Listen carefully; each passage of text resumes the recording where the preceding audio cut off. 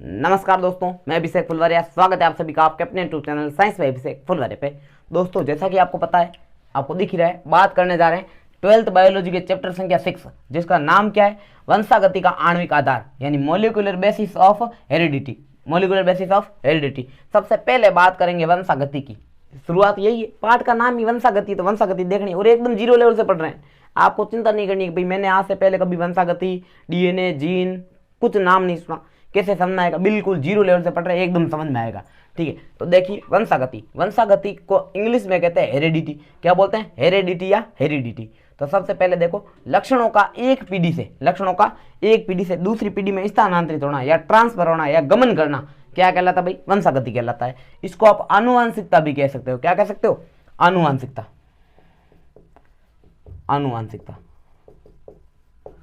आप आनुवांशिकता कह सकते हो। और इसको अपन कहते हैं क्या रियलिटी में? वंशागति बोलो, आनुवांशिकता बोलो। तो वंशागति का मतलब क्या हुआ? आनुवांशिकता का मतलब क्या हुआ? लक्षणों का जनकों से संतति में ट्रांसफर होना, अर्थात जनकों के लक्षणों का एक पीढ़ी से दूसरी या अगली पीढ़ी में क्या करना? गमन करना, वंशागति कहलाता है। ठीक है, आनुवांशिकता को आपको पता ही क्या कहते हैं इंग्लिश में? आनुवांशिकता मतलब जेनेटिक, है ना, जेनेटिक। आप देखो, अगला हेरिडिटी हो गया, लक्षणों की पीढ़ी से दूसरी पीढ़ी में जाना। एक होती है अनुवांशिकी यानी जेनेटिक्स। तो जेनेटिक्स क्या है या अनुवांशिकी क्या है? अनुवांशिकी और अनुवांशिकता दोनों अलग अलग वर्ड है, लोगों को सेम ही लगते हैं कि कोई अंतर नहीं, क्या फर्क पड़ता है? अनुवांशिकी बोलो, अनुवांशिकता बोलो, हल्का सा फर्क है ना। तो देखो, अनुवांशिकी अलग चीज है और अनुवांशिकता का मतलब देखो, पहले लक्षणों का एक पीढ़ी से दूसरी पीढ़ी में जाना, वंशागति अनुवांशिकता कहलाता है। जबकि इसका अध्ययन करना क्या कहलाता है? अनुवांशिकी। यानी कि अनुवांशिकी क्या है? तो जीव विज्ञान की वह शाखा, अब ब्रांच ऑफ बायोलॉजी, जिसमें लक्षणों की वंशागति का अध्ययन किया जाता है या अनुवांशिकता का अध्ययन किया जाता है, उसको अपन क्या बोलते हैं? अनुवांशिकी कहते हैं। क्लियर हुआ भाई? जेनेटिक्स। आगे देखते हैं, ये जो किसी भी लक्षण का निर्धारण जो है वो होता किसके द्वारा है? मतलब कोई लक्षण कैसा होगा उसका निर्धारण कौन करेगा? जीन द्वारा होता है। किसके द्वारा होता है? जीन। ठीक है, ये जीन करता है लक्षणों का निर्धारण। अब देखो, जीन क्या है? दिमाग में ये आएगा पहले कि जीन लक्षण का निर्धारण करता है। मान लिया हमारे शरीर में काफी लक्षण है और आपने देखा होगा कि भाई एक पीढ़ी से दूसरी पीढ़ी में लक्षण नहीं जाते, तो फिर काफी लोगों की शक्लें समान होती। वो कैसी होती? कहते हैं ना, आपकी शक्ल तो आपके मामा जैसी दिख रही है, आपकी शक्ल एकदम आपके चाचा जैसी, सेम टू सेम फोटोकॉपी है। तो या फिर आपके भाई बहनों की शक्ल एक जैसी है। तो क्यों कहते हैं? क्योंकि लक्षण एक पीढ़ी से दूसरी पीढ़ी में ट्रांसफर हो रहे हैं, तभी तो चाचा की शक्ल आ सकती है, पापा की शक्ल आती है। वो क्यों आती है? क्योंकि लक्षण जो है वो एक पीढ़ी से दूसरी पीढ़ी में ट्रांसफर हुए, इसीलिए लक्षण, शक्ल वगैरह आदि गुण समान दिखाई देते हैं। ठीक है, तो देखो, जीन क्या होते हैं? आनुवांशिक इकाइयां हैं। तो जीन एक प्रकार की आनुवांशिक इकाई है जो कि गुणसूत्रों पर पाई जाती है। कहां पर पाई जाती है? गुणसूत्र। आपको पता होगा मानव में, किसमें? मानव में 46, कितने? 46 अर्थात 23 जोड़ी। कितनी जोड़ी? 23 जोड़ी गुणसूत्र पाए जाते हैं। तो आपको पता है इसमें से 22 जोड़ी गुणसूत्र, कितने? 22 जोड़ी। तो 22 जोड़ी गुणसूत्र नर और मादा में दोनों में समान होते हैं, जिनको अपन क्या बोलते हैं? कायिक गुणसूत्र। क्या बोलते हैं? कायिक गुणसूत्र। और 23वें जोड़ी के जो गुणसूत्र होते हैं, मतलब एक जोड़ी गुणसूत्र, वो होते हैं नर और मादा में अलग अलग। नर और मादा में क्या होते हैं? अलग अलग। नर में क्या होता है भाई और मादा में क्या होता है? तो नर में तो आपको पता ही क्या होता है भाई, एक्स वाई होता है, जबकि मादा में एक्स एक्स होता है। ये आपको पता होना चाहिए, इतनी सामान्य जानकारी आपके दिल में वैसे भी है। ठीक है, तो ये ध्यान रखना। तो जीन द्वारा क्या होती है? लक्षणों की वंशागति होती है। यानी किसी भी लक्षण का निर्धारण करता कौन है भाई? तो जीन करता है साहब। तो जीन क्या होता है? तो जीन क्या है? एक प्रकार की आनुवांशिक इकाई है। आनुवांशिक इकाई है जो एक संतति से दूसरी संतति में गुणों को लेकर जाती है। तो ये होती कहां पर है? जीन। तो जीन सीधी सी बात है, कहां पर होगी? गुणसूत्रों पर होती है। किस पर होती है? गुणसूत्र, यानी क्रोमोसोम पर होती है। ठीक है बात। नेक्स्ट है, गुणसूत्रों का जो निर्माण होता है वो डीएनए और प्रोटीन से होता है। तो कोई बोलेगा गुणसूत्र क्या भाई?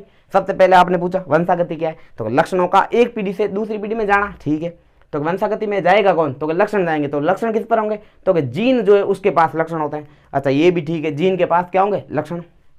अब दिमाग में ये था जीन क्या है साहब? तो जीन आपको बता दिया भाई कि ये एक प्रकार की इकाई है जो कि गुणसूत्रों पर पाई जाती है। कहां पाई जाती है? गुणसूत्र। अब दिमाग में गुणसूत्र क्या है? तो गुणसूत्र जो होते हैं वो किससे बनते हैं? एक तो डीएनए से और एक प्रोटीन से। गुणसूत्र किसके बने होते हैं? डीएनए और प्रोटीन। इसका मतलब आप ये भी कह सकते हो जीन जो है वो डीएनए के खंड है। किसके खंड है? डीएनए के। ये आपने इस प्रकार से गुणसूत्र देखे होंगे।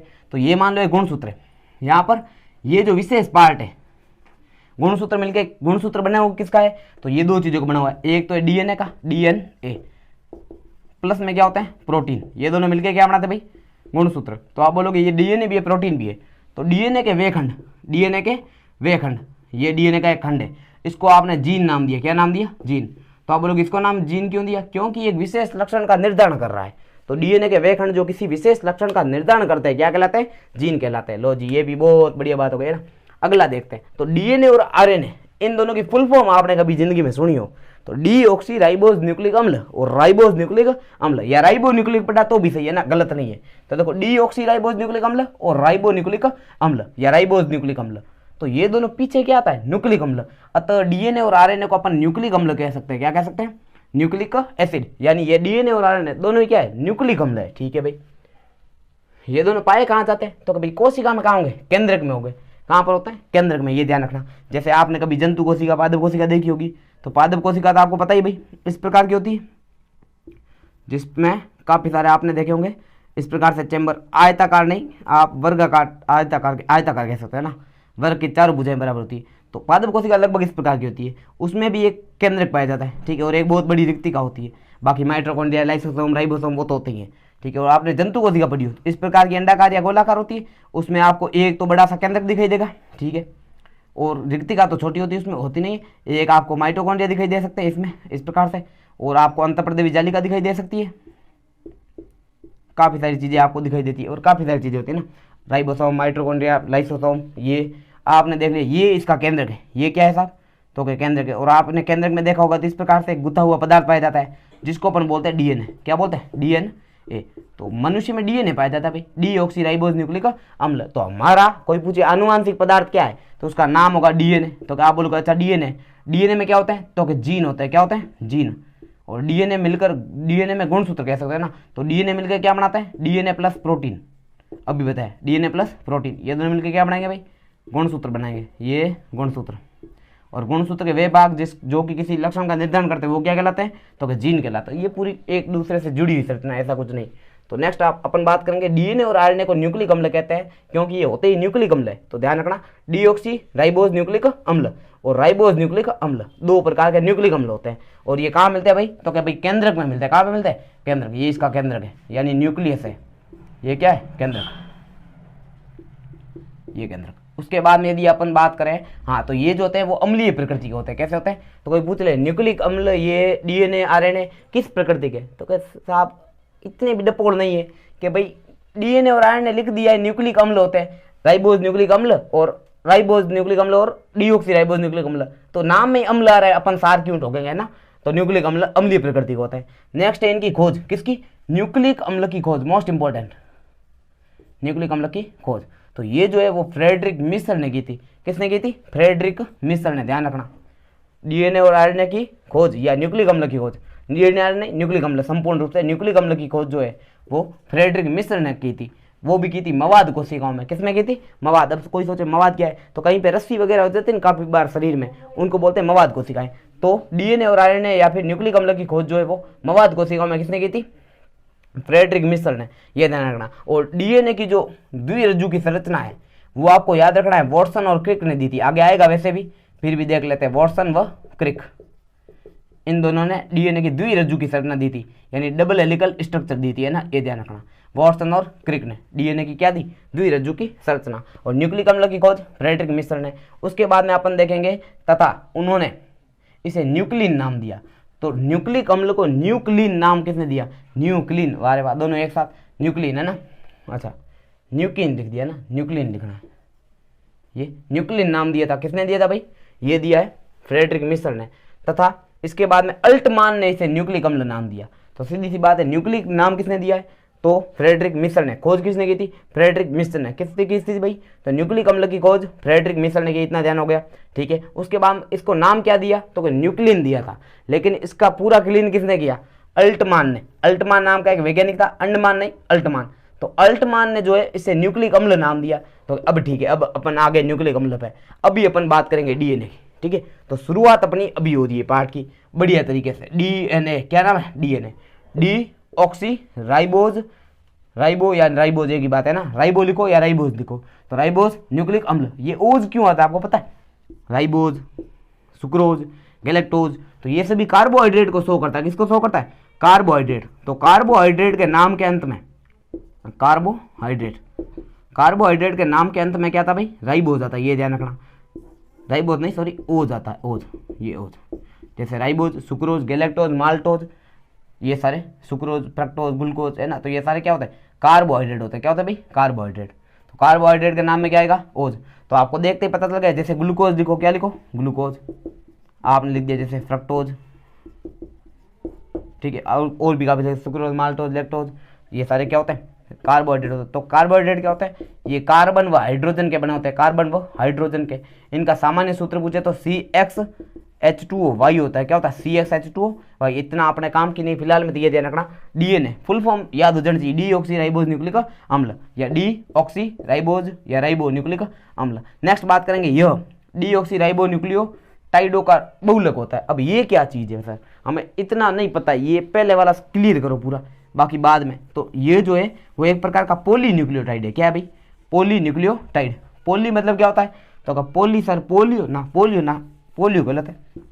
पोली का अर्थ होता है भाई, सामान्यतः ध्यान रखना, पोली जैसे कि एक चीज है, 1 + 1 कितने होते हैं, तो आप बोलोगे 2, 2 + 2 4, 4 + 2 6, 6 + 2 8, ऐसे करते करते यदि काफी सारे अणु जोड़ते जाए ना, कि एक एक एक एक करते करते एक बहुत बड़ा अणु बना दे। मतलब आपने n अणु लिए, कितने अणु लिए, n, तो n छोटे अणु होंगे, सीधी सी बात है, एक एक अणु अलग अलग है। जैसे ये पेन है, मार्कर इतना सा है, ऐसा 1 और 2 और 3 और ऐसे करोगे, बहुत बड़ा जोड़ दे तो इतना बड़ा बन सकता है, तो हाँ ठीक है बन सकता है, और बड़ा, तो उसे कहते हैं बहुलक। क्या बोलते हैं, बहुलक। तो n अणु जब आपस में जुड़ जाते हैं तो क्या बनता है भाई, बहुलक बनता है। n मतलब अनंत टाइप है ना। तो देखो n छोटे अणु जुड़ेंगे तो वृहद अणु बनेगा। तो ये तो छोटे अणु आपस में जुड़ते हैं, और जो वृहद अणु बनाते हैं उसको अपन क्या कहते हैं, बहुलक कहते हैं। ये तो आपके वैसे भी क्लियर होगा। आप सोच रहे हो टाइम वेस्ट हो रहा है, टाइम वेस्ट नहीं, रिपीट भी हो रहा है काफ़ी चीज़ें। तो ये चीज़ें नहीं, चीज़ें काफ़ी चीज़ें रिपीट हो रही है। उसके बाद में बात करेंगे, हाँ तो न्यूक्लियोटाइड पे थे, कहाँ पे थे, न्यूक्लियोटाइड। तो पहले तो अपन देखते हैं न्यूक्लियोटाइड खुद क्या होता है, बाद में देखते हैं। ये राइबो न्यूक्लियोटाइडों का बहुलक। तो देखो सामान्य तो डीएनए, आरएनए या न्यूक्लिक अम्ल, किसकी बात करें, न्यूक्लिक अम्ल, इसके 3 भाग होते हैं। कितने भाग होते हैं, यहाँ पे लिखा होगा अभी शायद, ये देखो प्रत्येक न्यूक्लियोटाइड के 3 भाग होते हैं। अभी देखते हैं। ये फर्स्ट है शर्करा।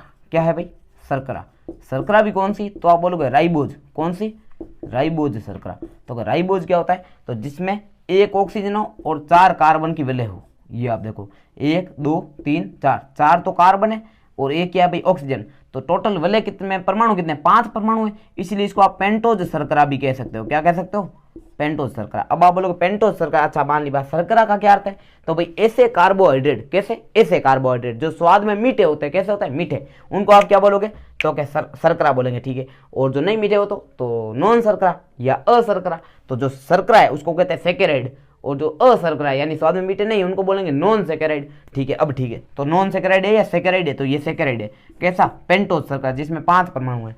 तो क्या ठीक है, मान ली बात, यहाँ पर पहले परमाणु में ऊपर OH नीचे H, दूसरे परमाणु में यहाँ पर H यहाँ पर OH, तीसरे कार्बन पे HOH, और चौथे कार्बन पे क्या होता है, CH2OH। ये आप जैसे चाहो ऐसे लिखो, ऐसे लिखो चलेगा ना, CH2OH और H। आप बोलो सर पहले बढ़ाई हुई थी तो क्यों डपोल जैसे ये वापस बढ़ाई, तो अरे डपोल नहीं भाई, ध्यान रखो है ना।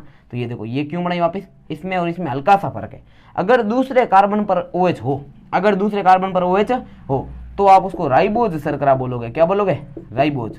राइबोज लिखो, राइबो स लिखो, एक ही चीज़ है ना, तो राइबोज।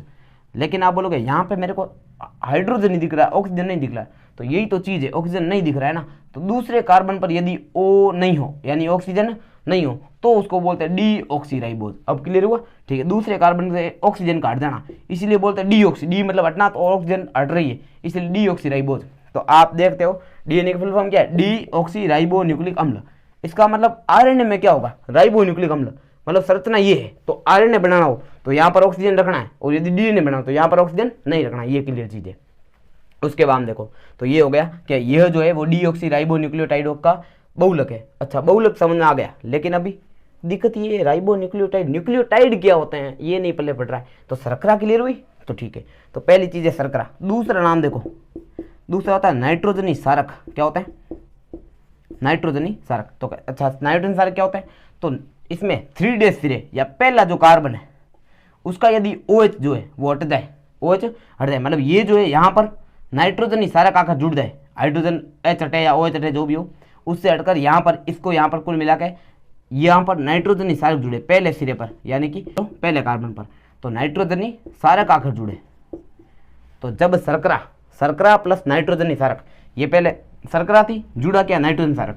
तो आप देखो शर्करा प्लस ये शर्करा प्लस नाइट्रोजन निसारक, ये शर्करा प्लस नाइट्रोजन निसारक, तब बनता है न्यूक्लियोसाइड। वेरी वेरी इंपॉर्टेंट, ध्यान रखना,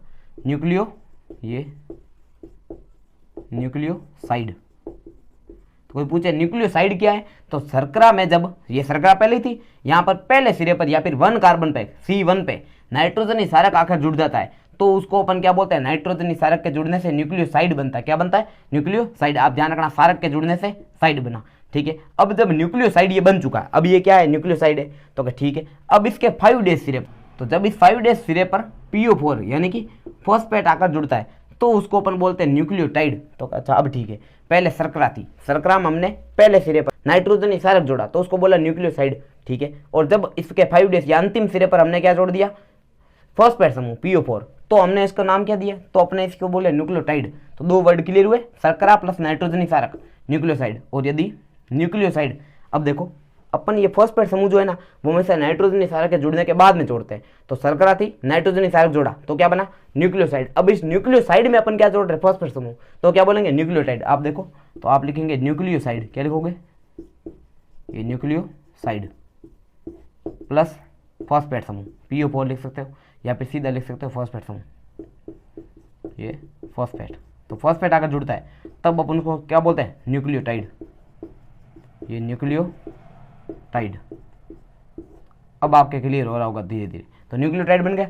अब ऐसे न्यूक्लियोटाइड, ये तो एक बना है, यहाँ पर नाइट्रोजन, यहाँ पर PO4 जुड़ेगा तब, तो आप बोलोगे पॉलीन्यूक्लियोटाइड क्या है। अब ऐसे बहुत सारे न्यूक्लियोटाइड आपस में जुड़ जाए और लंबी श्रृंखला बना ले, तब आप उसको क्या बोलोगे भाई, पॉलीन्यूक्लियोटाइड।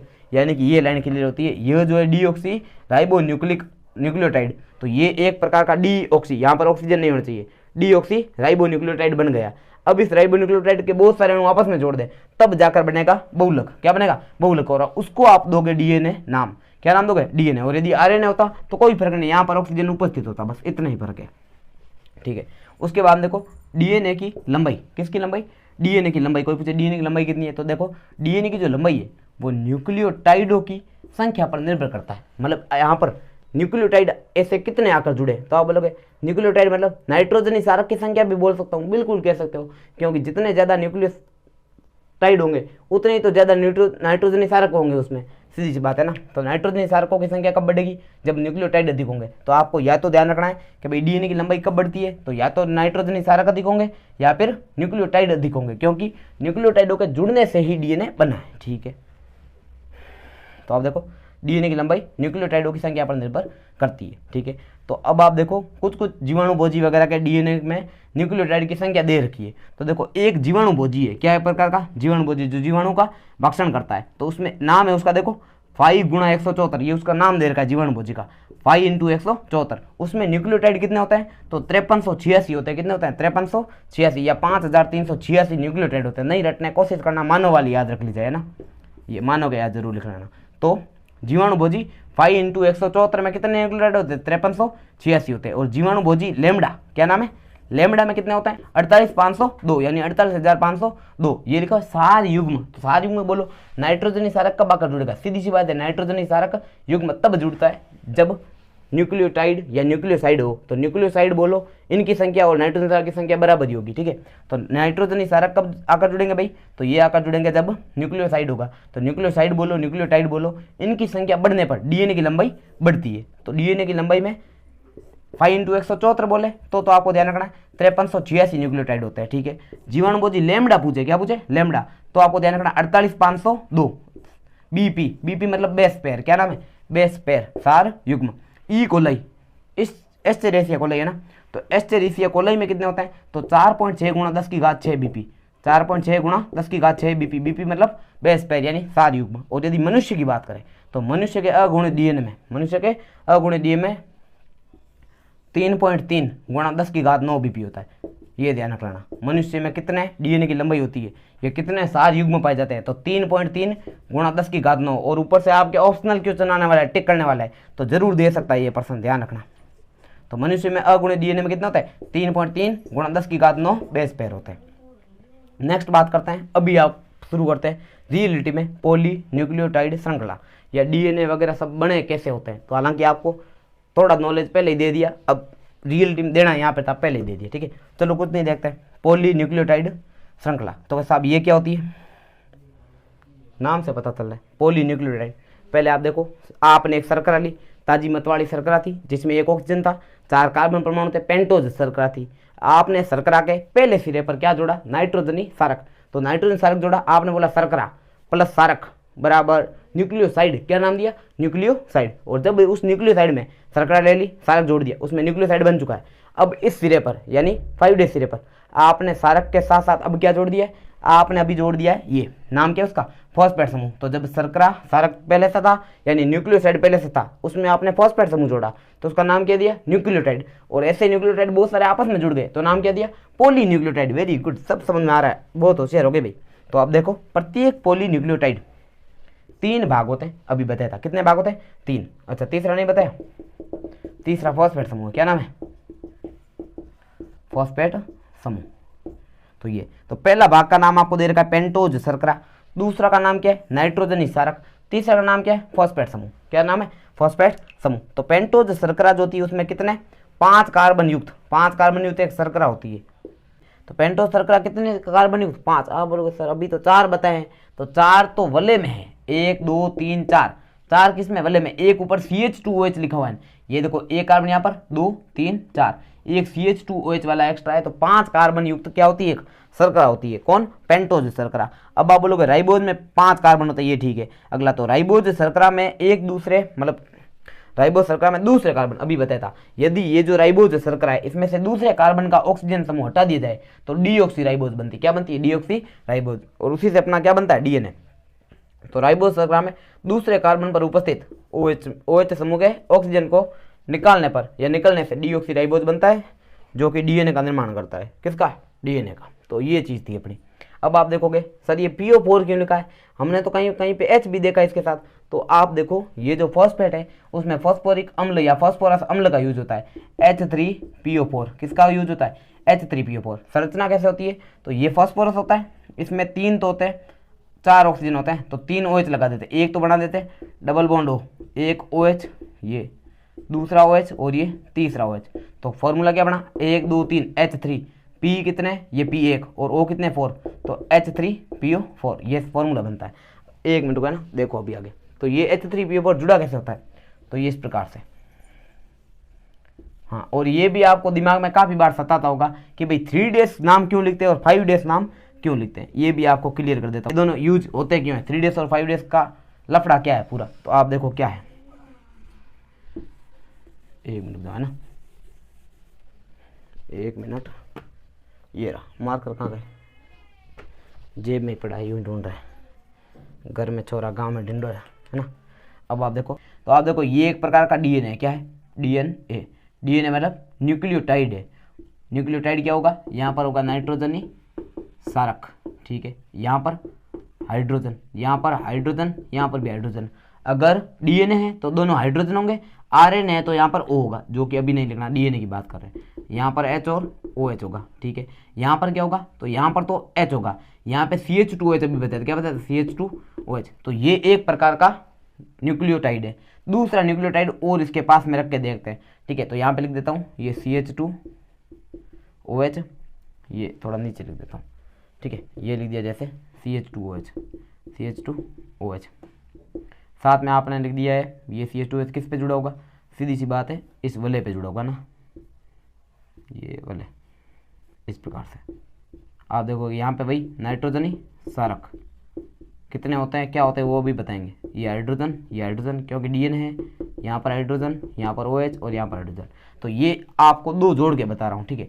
आप देखोगे फॉस्फेट समूह अभी बताया था H3PO4 होता है, तो पहले H3PO4 बनाता हूँ, ये P, ये H कितने होते हैं, 3 होते हैं, तो एक OH, ये एक को डबल बॉन्ड O लिख देता हूँ, दूसरे में यहाँ पे लिख देता हूँ वापस ये OH, यहाँ पर भी ये OH। ये देखो H3PO4 बना नहीं बना, 1 2 3 P, 1 2 3 4 O, ठीक है, H3PO4। आप देखोगे ये यहाँ से इस प्रकार से H2O निकल जाता है और यहाँ से भी इस प्रकार से H2O निकल जाता है।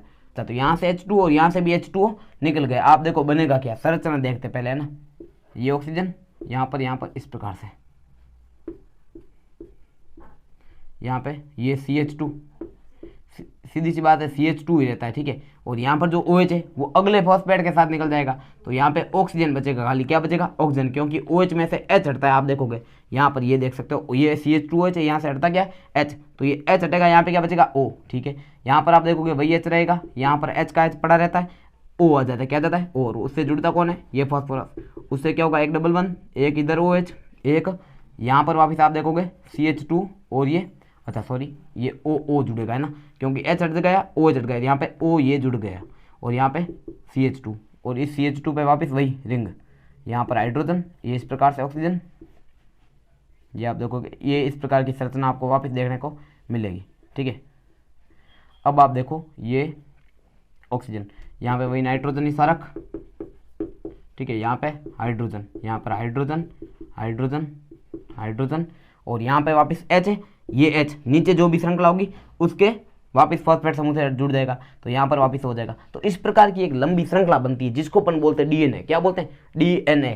तो आप देखोगे एक श्रृंखला का 5 डेज, यानी कि 1 2 3, ये देखो नंबरिंग कर देता हूँ, 1 2 3 4 और ये 5, तो इसको 5 डेज बोलते हैं, ध्यान रखना। तो एक DNA का, एक DNA नहीं, आप इसको न्यूक्लियोटाइड बोलोगे, तो एक न्यूक्लियोटाइड का 5 डेज सिरा दूसरे के किससे जुड़ता है, तो 1 2 3 से जुड़ता है, इसीलिए इनको 5 डेज और 3 डेज नाम दे रखा है। तो एक श्रृंखला 5 डेज, दूसरी 3 डेज, नाम क्यों देते हैं, तो आप ध्यान रखना, एक का 5 डेज, एक का 5 सिरा दूसरे के 3 से जुड़ता है। आप देखो ये इसका 5वां है और ये इसका 30 है, इसीलिए 3 डेज और 5 डेज नामकरण किया जाता है। और यदि DNA की आप 2 श्रृंखलाएं बनाते हो, तो एक श्रृंखला में ऊपर यदि 3 डेज रहता है, तो दूसरी से जैसे ही जुड़ेगी नाइट्रोजन क्षारक वगैरह आपस में बंद बनाएंगे, नाइट्रोजन क्षारक, दूसरी श्रृंखला का भी नाइट्रोजन क्षारक आपस में क्या बनाते हैं, बंद।